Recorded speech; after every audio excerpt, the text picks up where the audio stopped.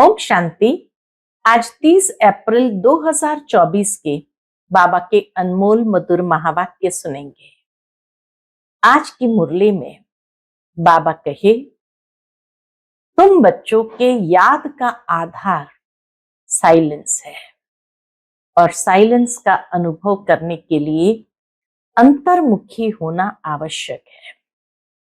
जितना अंतर्मुखी होकर के हर कर्म करते जाएंगे, बुद्धि योग बाहर की सब बातों से निकालकर सतो प्रधान होने के लिए अंदर ही अंदर बाप को याद करने की मेहनत करते हैं, तो बाबा कहे तुम्हें अपार खुशी रहेगी।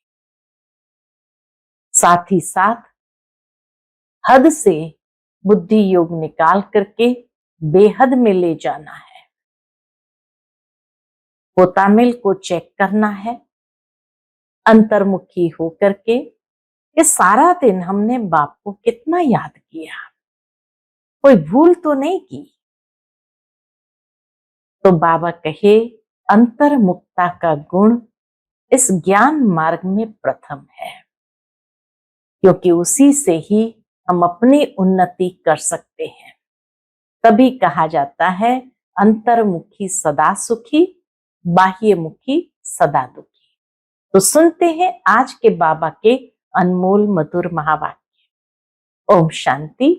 मीठे बच्चे, अपना पोतामिल चेक करो कि सारे दिन में बाप को कितना समय याद किया, कोई भूल तो नहीं की, क्योंकि तुम हर एक व्यापारी हो, तो नफा नुकसान अपना देखना है। प्रश्न है आज की मुरली से, कौन सी एक मेहनत अंतर्मुखी बन करते रहो तो अपार खुशी रहेगी? उत्तर, जन्म जन्मांतर जो कुछ किया है, जो सामने आता रहता है, उन सब से बुद्धि योग निकाल सतो प्रधान बनने के लिए बाप को याद करने की मेहनत करते रहो।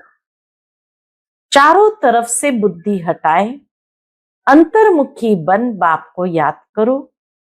सर्विस का सबूत दो तो अपार खुशी रहेगी। ओम शांति। बाप बैठ बच्चों को समझाते हैं। यह तो बच्चे जानते हैं कि रूहानी बाप रूहानी बच्चों को बैठ समझाते हैं। रूहानी बाप हुआ बेहद का बाप, रूहानी बच्चे भी हुए बेहद के बच्चे। बाप को तो सब बच्चों की सदगति करनी है।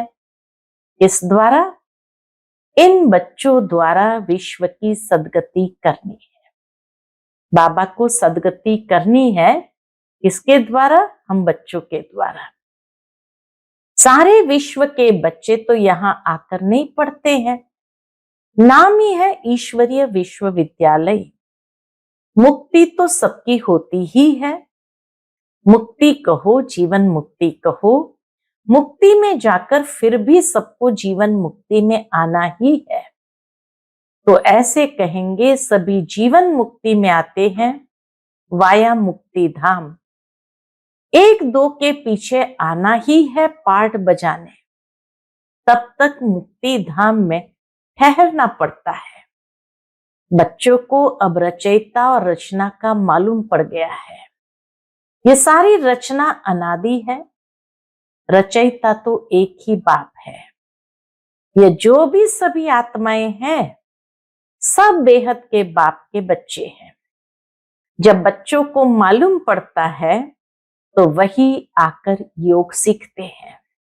उनके बेहद का बाप आए हैं, तो बच्चे भी आकर के फिर उन योग सीखते हैं। ये भारत के लिए ही योग है।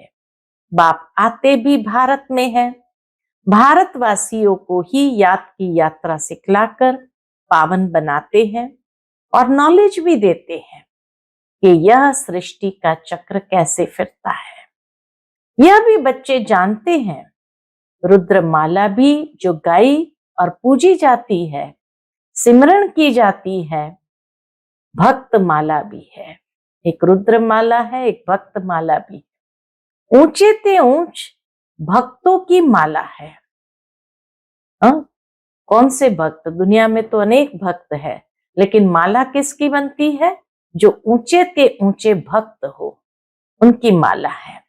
भक्त माला के बाद होनी चाहिए ज्ञान माला। भक्ति और ज्ञान है ना, भक्त माला भी है तो रुद्र माला भी है। पीछे फिर रुंड माला कहा जाता है, क्योंकि ऊंच ते ऊंच मनुष्य सृष्टि में है विष्णु, तो रुंड माला माना विष्णु की माला, जिसको सूक्ष्म वतन में दिखाते हैं। प्रजापिता ब्रह्मा तो यह है, उनकी माला भी है। आखिर ये माला बन जाएगी तब ही वह रुद्र माला और विष्णु की वैजयंती माला बनेगी। ऊंचे ते ऊंचा है शिव बाबा, फिर ऊंचे ते ऊंच है विष्णु का राज्य। शोभा के लिए भक्ति में कितने चित्र बनाए हैं, परंतु ज्ञान कुछ भी नहीं है। तुम जो चित्र बनाते हो उनकी पहचान देनी है तो मनुष्य समझ जाए, नहीं तो शिव और शंकर को मिला देते हैं। बाबा ने समझाया है, सूक्ष्म वतन में भी सारी साक्षात्कार की बात है। हड्डी मांस वहां होता नहीं, साक्षात्कार करते हैं। संपूर्ण ब्रह्मा भी है, परंतु वह है संपूर्ण अव्यक्त। अभिव्यक्त ब्रह्मा जो है उनको अव्यक्त बनना है। उसी समय बाबा ने यह रहस्य व्यक्त और अव्यक्त ब्रह्मा का भी स्पष्ट किया था। व्यक्त ही अव्यक्त होता है, जिसको फरिश्ता भी कहते हैं। उनका सूक्ष्म वतन में चित्र रख दिया है। ये व्यक्त ब्रह्मा पुरुषार्थी है, वही जब पुरुषार्थ करते करते संपूर्ण बनते हैं तो फिर अव्यक्त वतनवासी हो जाते हैं, जिसको ही फरिश्ता कहते हैं। सूक्ष्म वतन में जाते हैं, कहते हैं बाबा ने शुभी रस पिलाया। संदेशिया जाती है तो कहते बाबा ने शुभी रस पिलाया, बहुत मीठा फलों का रस होता है। अब वहां झाड़ आदि तो होता नहीं, वैकुंठ में है, लेकिन ऐसे नहीं कि वैकुंठ से ले आकर पिलाते होंगे। यह सब सूक्ष्म वतन में साक्षात्कार की बातें हैं। अब तुम बच्चे जानते हो कि वापस घर जाना है और आत्म अभिमानी बनना है। मैं आत्मा अविनाशी हूं, ये शरीर विनाशी है। आत्मा का ज्ञान भी तुम बच्चों में है। वो तो आत्मा क्या है यह भी नहीं जानते। उन लोगों को यह भी मालूम नहीं कि कैसे उनमें 84 जन्मों का पाठ भरा हुआ है। यह नॉलेज सिर्फ बाप ही देते हैं, अपनी भी नॉलेज देते हैं, आत्माओं की भी नॉलेज देते तो परमात्मा की भी देते।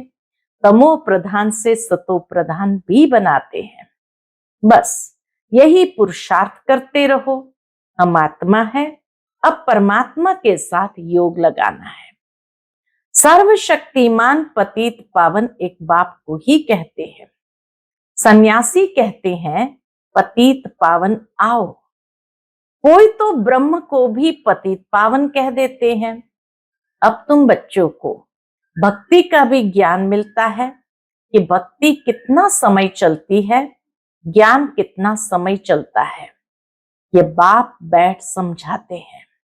पहले कुछ भी नहीं जानते थे, मनुष्य होकर तुच्छ बुद्धि बन पड़े हैं। सतयुग में बिल्कुल स्वच्छ बुद्धि थे।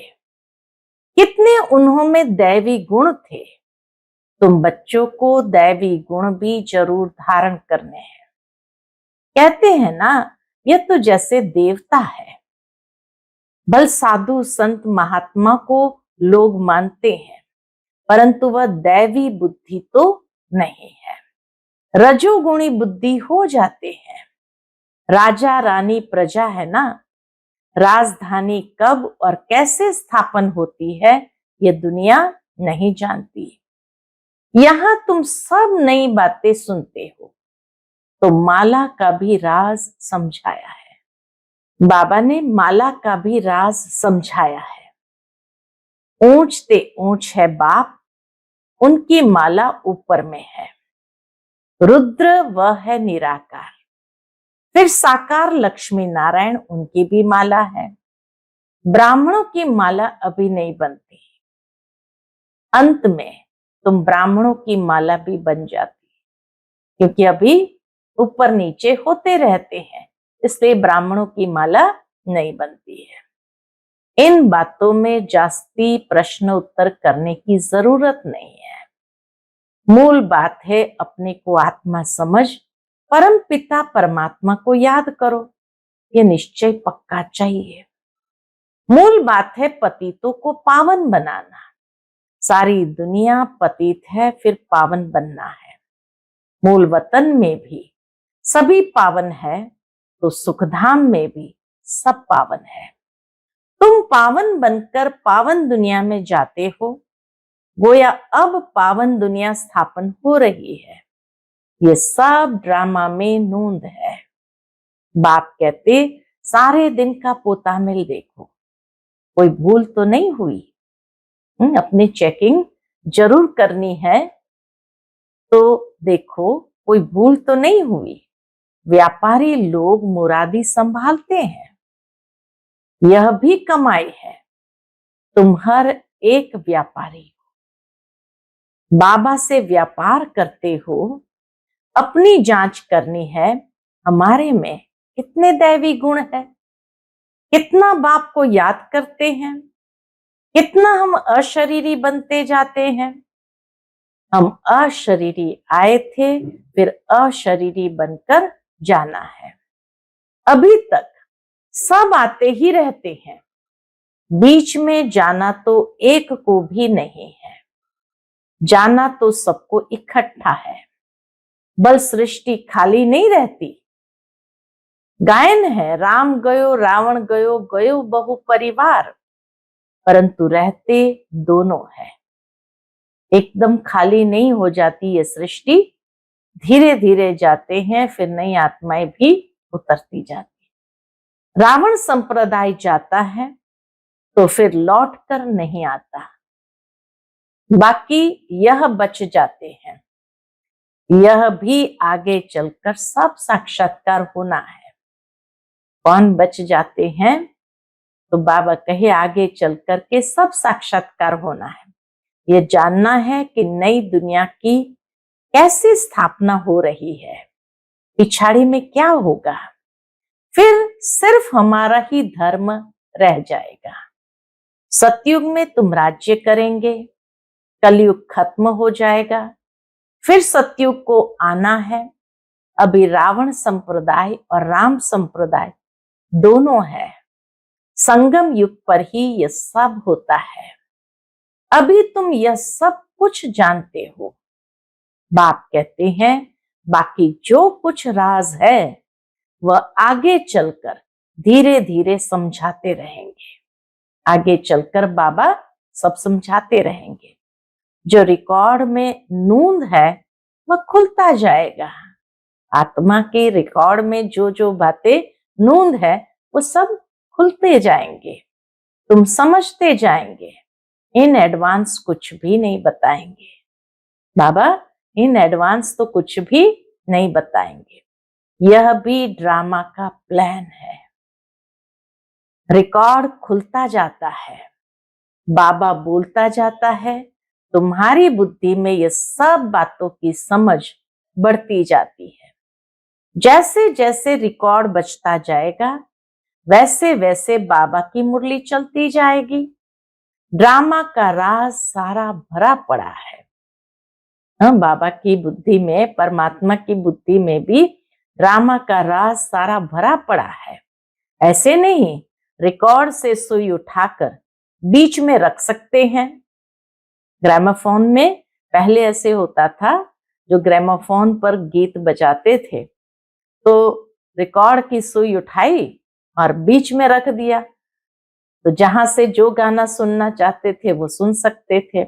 लेकिन ये बेहद के ड्रामा की सुई को उठा नहीं सकते हैं। तो ऐसे नहीं, रिकॉर्ड की सुई उठाकर बीच में रख सकते हैं तो वह रिपीट हो नहीं, वह भी फिर वही रिपीट होगा नई बात नहीं। बाप के पास जो नई बात होगी वह रिपीट होगी। तुम सुनते और सुनाते जाएंगे, बाकी सब गुप्त है। ये राजधानी स्थापन हो रही है, सारी माला बन रही है। अलग अलग जाकर राजाई में तुम जन्म लेंगे। राजा रानी प्रजा सब चाहिए। पूरी राजधानी बन रही है तो राजा रानी प्रजा सब चाहिए। ये सब बुद्धि से काम लेना पड़ता है। प्रैक्टिकल में जो होगा सो देखा जाएगा। जो यहां से जाते हैं वह अच्छे शाहूकार घर में जाकर जन्म लेते हैं।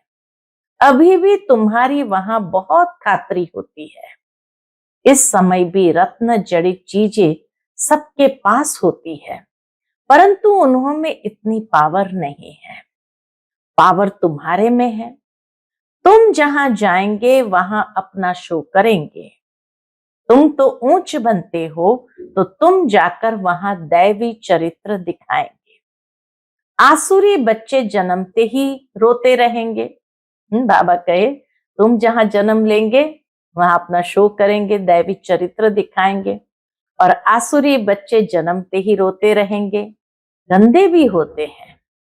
तुम तो बड़े कायदे से पलेंगे, गंद आदि की बात नहीं। आजकल के बच्चे तो गंदे हो पड़ते हैं। सतयुग में ऐसी बात हो ना सके। फिर भी हेवन है ना, वहां बांस आती नहीं जो कहना पड़े अगरबत्ती जलाओ।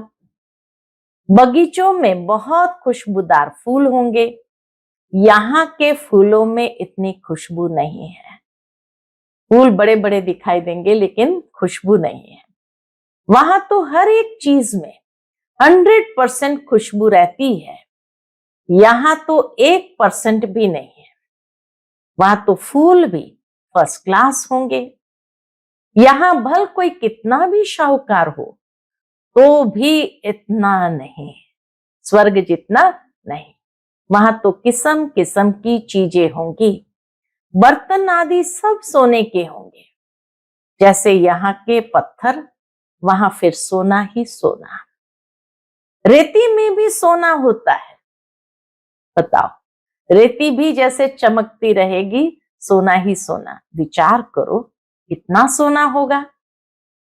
जिससे मकान आदि बनेंगे, वहां ऐसी मौसम होगी। स्वर्ग का वर्णन सारा बाबा कर रहे हैं। वहां ऐसी मौसम होगी, न सर्दी न गर्मी। वहां गर्मी का दुख नहीं जो पंखे चलाने पड़े। उसका नाम ही है स्वर्ग। कैसे वहां बच्चे पैदा होंगे, कैसे वहां मुस्कुराते रहेंगे। फिर वहां के महल कैसे बनेंगे, मिट्टी में भी कैसे सोना ही सोना होगा। कोई चीज में बांस नहीं आएंगी जो कहना पड़े अगरबत्ती जलाओ। वहां के फूल इतने अच्छे जिसमें खुशबू होगी। यहाँ तो फूलों में होते बड़े बड़े, दिखने में बहुत सुंदर, लेकिन खुशबू नहीं। और फिर बाबा कहे वहां मौसम भी ऐसी, न गर्मी न सर्दी। ये भी नहीं कहना पड़ता है कि हाँ पंखे चलाओ। तो वहां अपार सुख होता है, उसका नाम ही है स्वर्ग। वहां अपार सुख होता है। तुम्हारे जैसा पद्मा पदम भाग्यशाली कोई बनते ही नहीं। लक्ष्मी नारायण की कितनी महिमा गाते हैं। उनको जो ऐसा बनाते हैं उनकी कितनी महिमा चाहिए। जो लक्ष्मी नारायण की इतनी महिमा हो तो उनको बनाने वाले की कितनी महिमा होनी चाहिए। पहले होती है अव्यभिचारी भक्ति, फिर देवताओं की भक्ति शुरू होती है। वह भी भूत पूजा कहेंगे। शरीर तो वह है नहीं, 5 तत्वों की पूजा होती है। शिव बाबा के लिए तो ऐसे नहीं कहेंगे। पूजा करने के लिए कोई चीज का व सोने आदि का बनाते हैं। आत्मा को थोड़ी सोना कहेंगे। आत्मा किस चीज की बनी हुई है? शिव का चित्र किस चीज का बनाया हुआ है वह झट बताएंगे। परंतु आत्मा परमात्मा किस चीज का बना हुआ है ये कोई बता न सके। सतयुग में 5 तत्व भी शुद्ध होते हैं, यहाँ है अशुद्ध। तो पुरुषार्थी बच्चे ऐसे ऐसे ख्यालात करते रहेंगे। बाप कहते इन सब बातों को भी छोड़ दो, जो होना है वह होगा, पहले बाप को याद करो। बहुत सारी बातें बाबा ने बता दी, फिर बाबा का ये सब छोड़ो, पहले बाप को याद करो। चारों तरफ से बुद्धि हटाकर माम एकम याद करो तो विकर्म विनाश होंगे। जो कुछ सुनते हो उन सबको छोड़ एक बात पक्की करो कि हमको सतो प्रधान बनना है। फिर सतयुग में जो कल्प कल्प हुआ होगा वही होगा, उसमें फर्क नहीं पड़ सकता। मूल बात है बाप को याद करो, मूल बात है बाप को याद करो। यह है मेहनत, वह पूरी करो। तूफान तो बहुत आते हैं, तूफान तो आने ही अंत तक आने हैं। जन्म जन्मांतर जो कुछ किया है वह सब सामने आता है। तो सब तरफ से बुद्धि को हटाकर मेरे को याद करने का पुरुषार्थ करो, अंतर्मुखी होकर। तुम बच्चों को स्मृति तो आई, सो भी नंबरवार पुरुषार्थ अनुसार। सर्विस से भी मालूम पड़ जाता है, सर्विस करने वाले को सर्विस की खुशी रहती है। जो अच्छी सर्विस करते हैं उनकी सर्विस का सबूत भी मिलता है। पंडे बनकर आते हैं, कौन महारथी घोड़े सवार प्यादे हैं वह जट पता पड़ जाता है। अच्छा, मीठे मीठे सिकिलते बच्चों प्रति माता पिता बाप दादा का याद प्यार और गुड मॉर्निंग। रूहानी बाप की रूहानी बच्चों को नमस्ते। हम सभी रूहानी बच्चों की रूहानी माता पिता बाप दादा को याद प्यार, गुड मॉर्निंग और नमस्ते। नमस्ते, शुक्रिया बाबा, शुक्रिया। आज की मुरली से धारणा के लिए मुख्य सार है, पहली पॉइंट, दूसरी सब बातों को छोड़ बुद्धि को चारों तरफ से हटाकर सतो प्रधान बनने के लिए अशरीरी बनने का अभ्यास करना है, दैवी गुण धारण करने हैं। दूसरी पॉइंट, बुद्धि में अच्छे अच्छे ख्यालात लाने हैं। हमारे राज्य स्वर्ग में क्या क्या होगा उस पर विचार कर अपने को उस जैसा लायक चरित्रवान बनाना है। यहां से बुद्धि निकाल देनी है, इस पतित दुनिया से बुद्धि को निकाल देनी है। आज का बाप दादा का मधुर वरदान हम बच्चों के प्रति है, सेवा द्वारा मेवा प्राप्त करने वाले सर्व हद की चाहना से परे सदा संपन्न और समान भव। सेवा द्वारा मेवा प्राप्त करने वाले सर्व हद की चाहना से परे सदा संपन्न और समान भव। सेवा का अर्थ है मेवा देने वाली, सेवा का अर्थ है मेवा देने वाली। अगर कोई सेवा असंतुष्ट बनाए तो वो सेवा सेवा नहीं है। ऐसी सेवा भल छोड़ दो लेकिन संतुष्टता नहीं छोड़ो। जैसे शरीर की तृप्ति वाले सदा संतुष्ट रहते हैं, वैसे मन की तृप्ति वाले भी संतुष्ट होंगे। संतुष्टता तृप्ति की निशानी है। तृप्त आत्मा में कोई भी हद की इच्छा, मान शान, सेल्वेशन, साधन की भूख नहीं होगी। वे हद की सर्व चाहना से परे सदा संपन्न और समान होंगे। आज का स्लोगन है, सच्ची दिल से निस्वार्थ सेवा में आगे बढ़ना अर्थात पुण्य का खाता जमा होना। सच्ची दिल से निस्वार्थ सेवा में आगे बढ़ना अर्थात पुण्य का खाता जमा होना। जो सच्ची दिल से निस्वार्थ भाव से सेवा करते हैं वो सबकी दुआओं से स्वतः ही आगे बढ़ जाते हैं और उनका पुण्य का खाता सहजता से जमा हो जाता है। अच्छा, ओम शांति।